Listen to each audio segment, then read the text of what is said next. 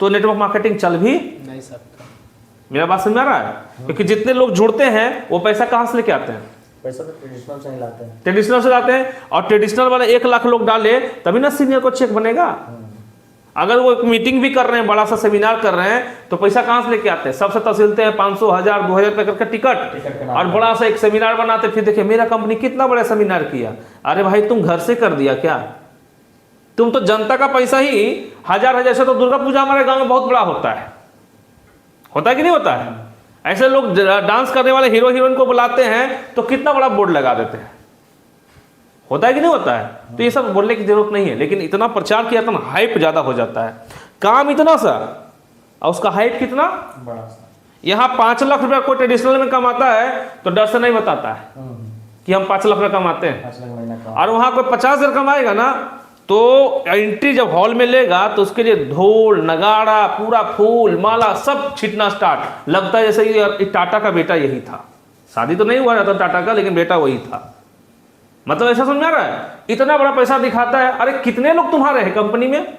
अगर 5 लाख लोग ज्वाइन किया है तो 5 लोग 50-50 कमा सकता है क्या? 5 लाख लोग, उसमें से 10, 20, 50 लोग कमा रहे हैं तो बाकी लोग का पैसा कमा के ला रहे हो, खट रहा है। तो तुम तो मॉडल भी नहीं पहचान सकते हो, क्योंकि तुम ज्यादा पढ़ा लिखा नहीं है।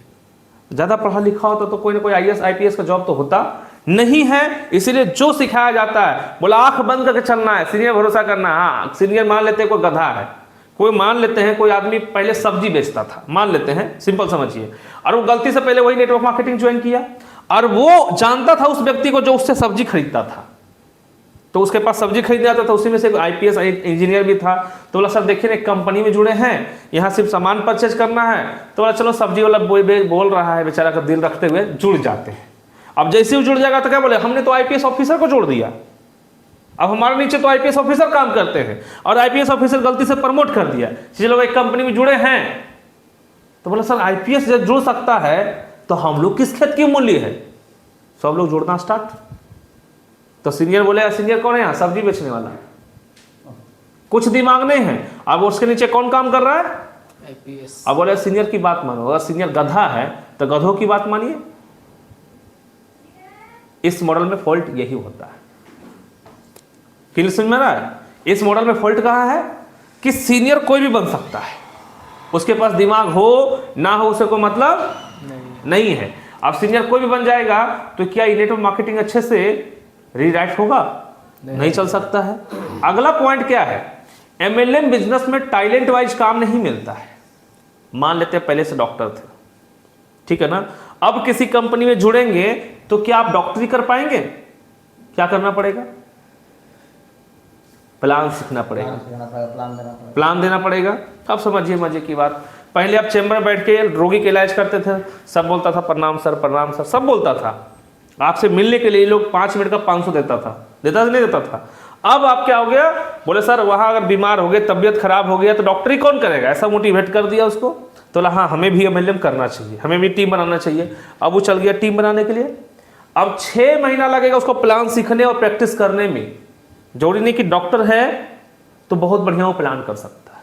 ऐसा हो सकता है क्या कि डॉक्टर है तो बढ़िया से समझ में आ जाएगा? ऐसा कुछ होने वाला नहीं है।